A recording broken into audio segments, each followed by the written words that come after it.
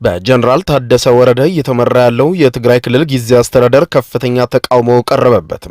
አዲሱ የትግራይ ክልል ጊዜያዊ አስተዳደር በቅርቡ ያቋቋመው ካቢኔ ለአንድ ቡድን ያደላ ነው በማለት እንደማይቀበሉት በክልሉ የሚንቀሳቀሱ ተቃዋሚ ፓርቲዎች በጋራ ያስታወቁ ሲሆን በትግራይ ክልል በሶስት የተከፈሉ የታጠቁ ኃይሎችም በሚያደርጉት እንቅስቃሴ ሳቢያ የእርስ በርስ ጦርነት ሊነሳ የሚችልበት እድል እንዳለ ፓርቲዎቹ ገልጸዋል። በትናንትናው ዕለትም በመቀሌ በተደረገ ሰላማዊ ሰልፍም በርካታ ተቃዋሚዎች በፕሬዝደንቱ ጽህፈት ቤት በር ላይ ተቃውሟቸውን አሰምተዋል። ይህንን የተቃውሞ አቋማቸውንና ስጋታቸውን በትናንትናው ዕለት በጋራ በሰጡት ጋዜጣዊ መግለጫ ላይ የገለጹት አረና ትግራይ ለዲሞክራሲና ለሉዓላዊነት አረና ፓርቲ፣ ውድብ ናጽነት ትግራይ ውናት እንዲሁም የብሔራዊ ባይቶና አባይ ትግራይ ባይቶና የተባሉ ፓርቲዎች መሆናቸው የተዘገበ ሲሆን እንደ ኢትዮጵያን ኢንሳይደር ዘገባ ሶስቱም ፓርቲዎች የተጋሩ ብሔራዊ ደህንነት ቃል ኪዳን የተሰኘ ጥምረት አቋቁመው ሲንቀሳቀሱ የቆዩ መሆናቸውን አመልክተዋል። የፓርቲዎቹ የትናንትናው መግለጫ በዋናነት ያተኮረው በሌተናንት ጀነራል ታደሰ ወረደ የሚመራው አዲሱ የትግራይ ክልል ጊዜያዊ አስተዳደር ባዋቀረው ካቢኔ ላይ ሲሆን ሌተናንት ጀነራል ታደሰ ወረደ የትግራይ ክልል ጊዜያዊ አስተዳደርን የመምራት ስልጣን ከአቶ ጌታቸው ረዳ የተረከቡት ከሁለት ሳምንታት በፊት መጋቢት 30 በጠቅላይ ሚኒስትር ዶክተር አብይ አህመድ ጽህፈት ቤት በተካሄደ ስነ ስርዓት ነበር። አረና ውናትና ባይቶና በመግለጫቸው ሌተናንት ጀነራል ታደሰ ወረደን ጨምሮ በክልሉ የነበረው ጊዜያዊ አስተዳደርን በኃይል እንዲገለል ላደረጉ አካላት ሹመት መስጠቱ ተቀባይነት የለውም ብለዋል። በስልጣን ርክክብ ስነ ስርዓቱ ላይ የትግራይ ክልል ጊዜያዊ አስተዳደር አቃፊና አሳታፊ ይሆናል ቢባልም አዲሱ ካቢኔ ግን ሲዋቀር ቃል ከተገባው የተቃረነ እንደሆነ ፓርቲዎቹ ይፋ አድርገዋል። የአረና ትግራይ ፓርቲ ሊቀመንበር አቶ አምዶም ገብረስላሴ ጀነራል ታደሰ ወረደ ወደዚህ ስልጣን ከመጡ በኋላ ከህወሓት ጽህፈት ቤት አንጃ ጋር በድብቅ በመመካከር ካቢኔው ከህወሓትና የህወሓት ደጋፊ ከሚባሉት ብቻ በማዋቀር አቃፊና አሳታፊ ይሆናል የተባለውን ጊዜያዊ አስተዳደር የአንድ ቡድን ብቻ እንዲሆን አድርጓል ሲሉ ተችተዋል።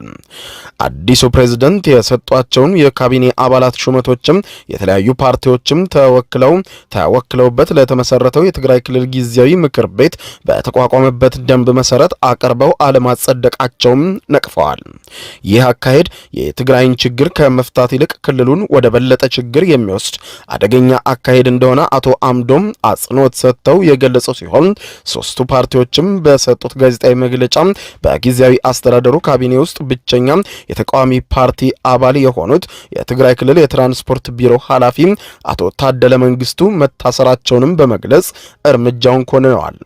አቶ ታደለ የባይቶና ፓርቲን በመወከል የትግራይ ክልል ጊዜያዊ አስተዳደር ካቢኔን የተቀላቀሉት በአቶ ጌታቸው ረዳ የስልጣን ዘመን የነበረ ሲሆን ሌተናንት ጀነራል ታደሰ ወረደ ካቢኔያቸውን ሲያዋቅሩ እንደርሳቸው ሁሉ ባይቶናን በመወከል የውሃ እንዲሁም ኢነርጂ ቢሮን ሲመሩ የቆዩትን አቶ ሞገስ ገብረ እግዚአብሔርን ከኃላፊነት አንስተዋል። የትናንትናው ጋዜጣዊ መግለጫን ከሰጡት የፓርቲው አመራሮች መካከል አንዱ የሆኑት የባይቶና ፓርቲ ምክትል ሊቀመንበር አቶ ዮሴፍ በርሃም አቶ ታደለን ማሰር በካቢኔው የቀረን ብቸኛ የተለየ ድምጽ የሚያሰማ አካልን ማፈን ነው ሲሉ ገልጸዋል። ድርጊቱን አውግዘው አቶ ታደለ የታሰሩት በመቀሌ ከተማ በሚገኝ ሐውልቲ ክፍለ ከተማ በሚገኘው ፖሊስ ጣቢያ እንደሆነ ገልጸዋል።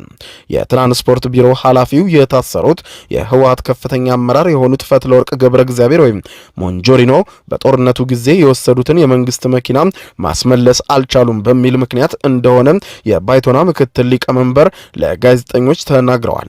ጉዳዩ ወደ ፍርድ ቤት ከተወሰደ በኋላ በትናንትናው ዕለት በነበረው የችሎት ውሎ አቶ ታደለ ላይ የ6 ወራት እስር እንደተፈረደባቸው መረዳቱን ባይቶና ፓርቲ ከጋዜጣዊ መግለጫው መጠናቀቅ በኋላ ተናግሯል።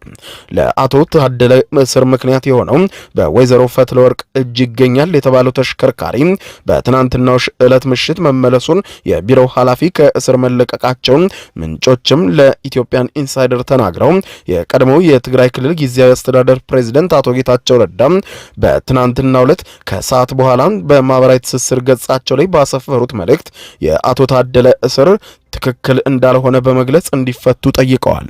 በጋዜጣዊ መግለጫው ላይም በትግራይ ክልል በተለያዩ ጎራም ሆነው እየተንቀሳቀሱ ስላሉ ታጣቂ ኃይሎች ጉዳይም የተነሳ ሲሆን በትግራይ ክልል 3 የተለያዩ የታጠቁ ኃይሎች እንዳሉ የገለጹት የአረና ትግራይ ፓርቲ ሊቀመንበር አቶ አምዶም ገብረስላሴ የመጀመሪያዎቹ ራሳቸውን ከኮር በላይ ብለው የሚጠሩና አንዱን የህወሓት ጎራ የሚደግፉ የጦር አዛዦች እንደሆኑ አስረድተዋል። ሁለተኛው የታጠቁ ኃይሎች ደግሞ በምዕራብ ትግራይ የሚገኙና የተከዜ ዘብ የሚል ስያሜ የተሰጣቸው እንደሆነ አቶ አምዶም ገልጸው ሶስተኞቹ የታጠቁ ኃይሎች ደግሞ የክልሉ ወታደራዊ አመራሮች አንዱን የህወሓት ጎራ መወገናቸውን በመቃወም ነፃ መሬት ባሉት ስፍራ የሚንቀሳቀሱ ታጣቂዎች መሆናቸውን ገልጸዋል። በሶስት የተከፈለው የታጣቂዎቹ እንቅስቃሴ ትግራይን ክፉኛ የሚጎዳ ነው ያሉት የአረና ትግራይ ፓርቲ ሊቀመንበር የታጠቁ ኃይሎች በዚህና በዚያ ስላሉ የእርስ በርስ ጦርነትም ሊያጋጥም ይችላል ሲሉ በክልሉ ያለው ከፍተኛ ስጋት አስረድተዋል።